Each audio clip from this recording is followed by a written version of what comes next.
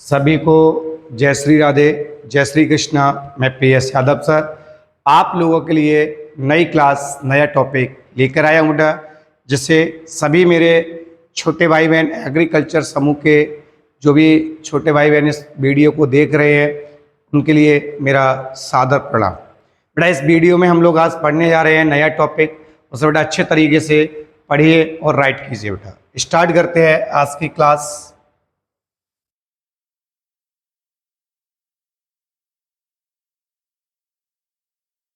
बेटा आज की क्लास में बेटा हम लोग क्या पढ़ने जा रहे हैं, मुर्गियों में होने वाली फाउलपॉक्स बीमारी। कौन सी बेटा? फाउलपॉक्स बीमारी। बेटा इस बीमारी को हम लोग क्या कहते हैं?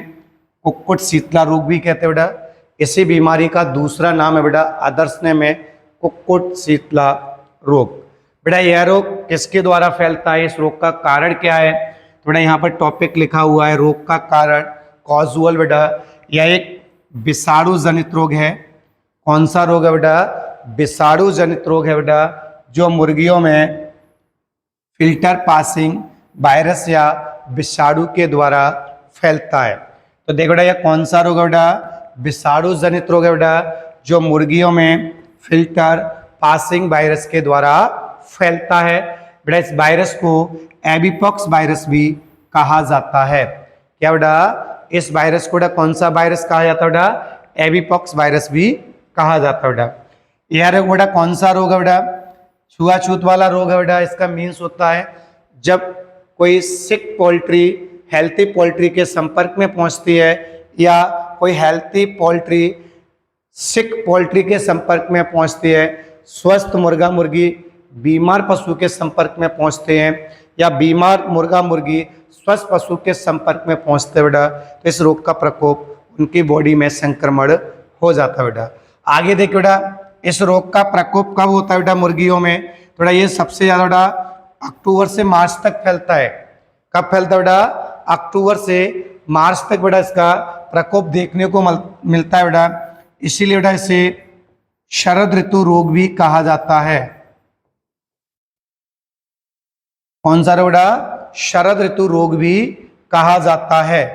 तो यहां बेटा हमने समझा फाउलपॉक्स रोग का बर्डन बेटा, अदर्स ने बेटा कुक्कुट शीतला रोग कहा जाता है बेटा। रोग का कारक यह एक विषाणु जनित रोग है, जो मुर्गियों में फिल्टर पासिंग वायरस के द्वारा फैलता है। बेटा इस वायरस को हम लोग क्या बोलते हैं? एपीपॉक्स वायरस भी कहते हैं। यहाँ पर बेटा नोट करके लिखा गया है कौन सा रोग बेटा? छूत वाला रोग है बेटा, यानी कि बीमार मुर्गियों के संपर्क में जब स्वस्थ मुर्गियां पहुंचती हैं तो उसका संक्रमण उनमें हो जाता है बेटा। आगे बेटा इस रोग का प्रकोप बेटा कब होता है मुर्गियों में? अक्टूबर से मार्च तक फैलता है बेटा। इसलिए बेटा इसको शरद ऋतु भी कहा जाता है, क्योंकि बेटा हमारे यहाँ पर अक्टूबर से मार्च तक सर्दी का मौसम चलता है, जिसे बेटा विंटर सीजन कहते हैं। आगे बढ़ते हैं बेटा।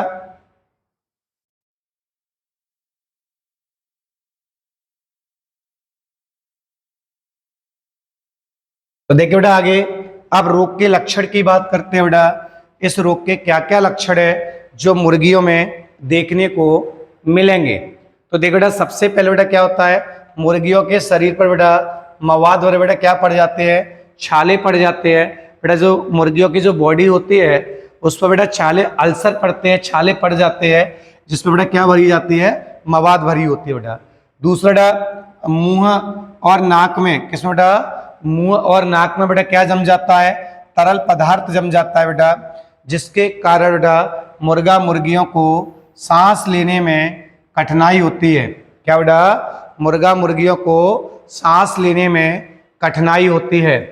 तो देखो बेटा मुंह एवं नाक में बेटा क्या पाया जाता है? जम जाता है, तरल पदार्थ जम जाता है, जिससे मुर्गियों को सांस लेने में कठिनाई होती है बेटा। आगे बेटा आंखों पर बेटा क्या पाई जाती है?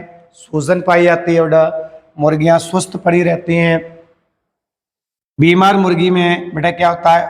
उच्च दर मृत्यु दर पाई जाती है।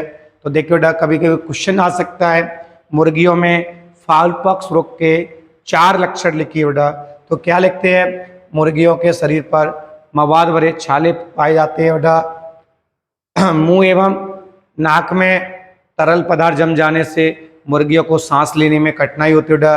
आँखों में सूजन पाई जाती है, मुर्गी सुस्त पड़ी रहती है और बेटा इस बीमारी में उच्च मृत्यु दर पाई जाती है। बेटा आगे देख बेटा मैंने यहाँ पर कुछ पॉइंट ऐड किए हैं जो बेटा आपके लिए कंपटीशन लेवल के अकॉर्डिंग अच्छे पॉइंट है बेटा कि मुर्गियों की बेटा जो एपिथेलियस बेटा जो कोशिका होती है बेटा, मुर्गियों की कौन सी कोशिका बेटा, एपिथेलियल कोशिका, कौन सा बेटा, एपिथेलियल कोशिका जो होते हैं बेटा इस पे क्या पाए जाते हैं, छोटे छोटे घाव पाए जाते हैं और बेटा इन घावों को हम लोग क्या कहते हैं, काय कहते हैं, इसलिए बेटा इसको क्या कहा जाता है, बोलिंगर काय कहा जाता है।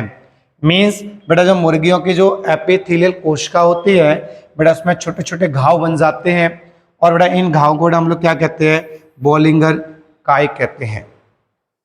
आगे देख बेटा यह बेटा कौन सा रोग है, शीतकालीन रोग है, शरद ऋतु का रोग है बेटा। मैंने आपको पहले ही बताया था इस रोग का जो प्रकोप होता है बेटा वो अक्टूबर से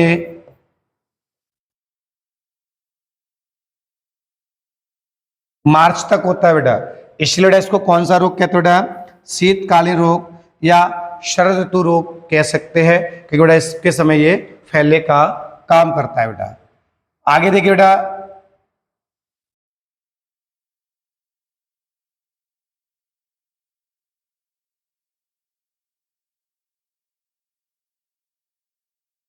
आगे बढ़ते हैं बेटा,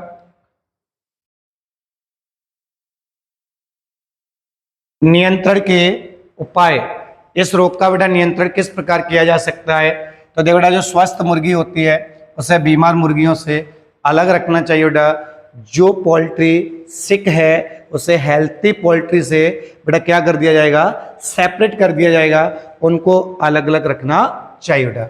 मुर्गीशाला जो पोल्ट्री हाउस है बेटा और बेटा जो मुर्गी के लिए जो बर्तन उपयोग में लाए गए हैं बेटा उन बर्तनों को हम लोग क्या करेंगे, फिनाइल से साफ करना चाहिए। मीन्स बेटा जो पोल्ट्री फार्मिंग है जहां पर हम यूज कर रहे हैं बेटा, जो पोल्ट्री हाउस बनाया है उसे और उनके लिए बेटा जो भी आपने बर्तन यूज किए हैं उन सभी बर्तनों को बेटा फिनाइल से साफ करना चाहिए। आगे बेटा 6 से 8 सप्ताह की उम्र की मुर्गियों में टीकाकरण को अपनाना चाहिए बेटा। पॉइंट ये बनता है कि टीकाकरण को अपनाना चाहिए।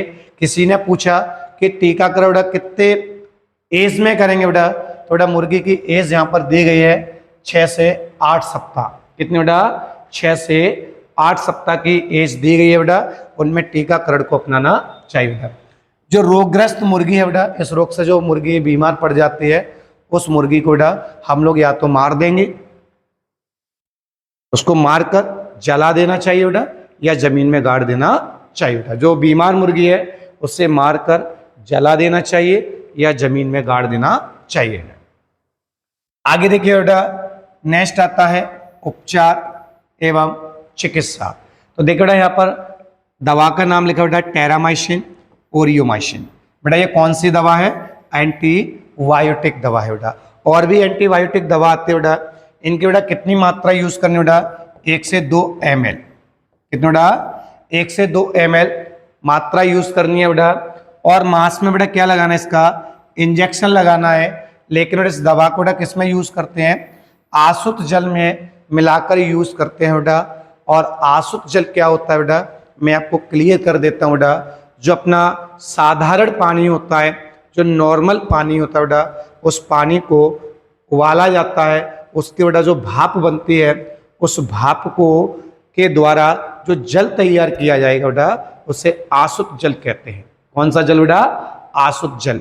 एक बार फिर समझिए बेटा, जो साधारण पानी होता है, नॉर्मल पानी होता है बेटा, उस पानी को बेटा गर्म किया जाता है उबाल आने तक, उसकी जो भाप बनती है उस भाप से जो जल तैयार किया जाता है बेटा उसे हम क्या कहते हैं बेटा, आसुत जल कहते हैं। और आसुत जल में बेटा कितना बेटा दवा प्रयोग करते हैं, एंटीबायोटिक 1 से 2 ml। और बेटा इसका इंजेक्शन बेटा कहाँ लगाते हैं, मुर्गियों के मांस में लगाया जाता है। दूसरा बेटा मुर्गियों के शरीर पर बेटा जो घाव पाए जाते हैं उस घाव में बेटा 2% कॉपर सल्फेट या सिल्वर नाइट्रेट का घोल लगाना चाहिए बेटा, जिससे वायरस को भी नष्ट किया जा सकता है और मुर्गियों के घावों को जल्दी से जल्दी भरा जा सकता है। तो देखिए बेटा क्वेश्चन आता है कभी बेटा मुर्गियों में फाउलपॉक्स रोग के 2 रोकथाम के उपाय एवं 2 चिकित्सा लिखिए। थोड़ा देखिए, नियंत्रण के उपाय या रोकथाम के उपाय ऊपर लिखे हैं। क्या बेटा, स्वस्थ मुर्गी को बीमार मुर्गी से अलग रखना चाहिए बेटा, मुर्गीशाला की और बर्तनों की बेटा नियमित रूप से सफाई करनी चाहिए, 6 से 8 सप्ताह के मुर्गियों में टीकाकरण को अपनाना चाहिए, बीमार मुर्गी को मारकर जला दें या जमीन में गाड़ देना चाहिए। बेटा यहाँ चिकित्सा की बात होती है तो देखो बेटा, टेरामाइसिन या ओरियोमाइसिन बेटा यह एंटीबायोटिक दवा, ये बेटा जो एंटीबायोटिक दवा है दोनों ही है बेटा। टेरामाइसिन बेटा एंटीबायोटिक दवा है, ओरियोमाइसिन भी एंटीबायोटिक दवा बेटा। और भी कोई एंटीबायोटिक दवा ले सकते हैं जिसे बेटा हम लोग कितना 1 से 2 ml यूज करते हैं बेटा। किस जल में बेटा, आसुत जल में मिलाकर इसका बेटा क्या लगाते हैं, इंजेक्शन लगाते हैं। और बेटा कहाँ लगाते हैं, मुर्गियों के मांस में। तो मैंने आपको भी इससे पहले भी बताया बेटा, आसुत जल के बारे में बता चुका हूँ बेटा। साधारण जो पानी होता है उसे बेटा उबाल आने तक गर्म किया जाता है और बेटा उसका जो भाप बनता है उस भाप से बेटा जो पानी तैयार होता है बेटा उसे आसुत जल कहते हैं। आगे बढ़ते हैं।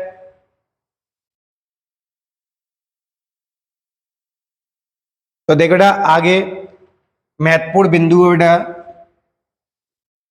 यह बीमारी बेटा मुर्गियों में किसके द्वारा फैल सकती है, जू के द्वारा फैल सकती है, खटमल के द्वारा फैल सकती है और बेटा मच्छरों के द्वारा भी फैल सकती है। यह बेटा बीमारी मुर्गियों में किसके द्वारा फैल सकती है बेटा, जू, खटमल एवं मच्छरों के द्वारा। आगे देखो बेटा, फाउलपॉक्स रोग का जो वायरस है बेटा यह एक अति संक्रामक रोग है बेटा। फाउलपॉक्स बेटा कौन सा रोग है बेटा, वायरस जनित रोग है। और बेटा यह कैसा रोग है, एक अति संक्रामक रोग है बेटा। इसके 2 भाग बनाए गए हैं। कितने भाग बेटा, 2 भाग बनाए गए हैं बेटा। पहला भाग है बेटा त्वची फाउल पॉक्स रोग। कौन सा बेटा, त्वचीय फाउल पॉक्स रोग, अर्थात त्वचा पर घाव बनना। क्या बेटा, त्वचा पर घाव बनना। मैंने बेटा आपको यहाँ लिखाया हुआ है, जो घाव बनते हैं बेटा उस घाव पर बेटा 2% कॉपर सल्फेट या सिल्वर नाइट्रेट का घोल लगाना चाहिए। थोड़ा इसका ये प्रिकॉशंस था बेटा। दूसरा बेटा थ्रोट फाउल पॉक्स। क्या बेटा, थ्रोट फाउल पॉक्स बेटा इसके कारण बेटा क्या होता है, इस वायरस के द्वारा मुर्गियों में गले में संक्रमण होता है। इसमें बेटा गले में संक्रमण होता है बेटा। थ्रोट जो फाउल पॉक्स का जो वायरस होता है बेटा ये मुर्गियों के गले को संक्रमण करता है, जैसे गले में तरल पदार्थों का जम जाते हैं बेटा। दूसरा खांसी का होना। तो ये सारे लक्षण बेटा किससे रिलेटिव होंगे बेटा, गले से संबंधित होंगे।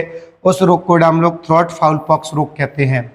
कौन सा बेटा, थ्रोट फाउल पॉक्स रोग कहते हैं। अगर बेटा त्वचा पर घाव बनते हैं फाउल पॉक्स रोग में बेटा उसे क्या कहते हैं, त्वची फाउल पॉक्स रोग कहते हैं। क्लियर बेटा।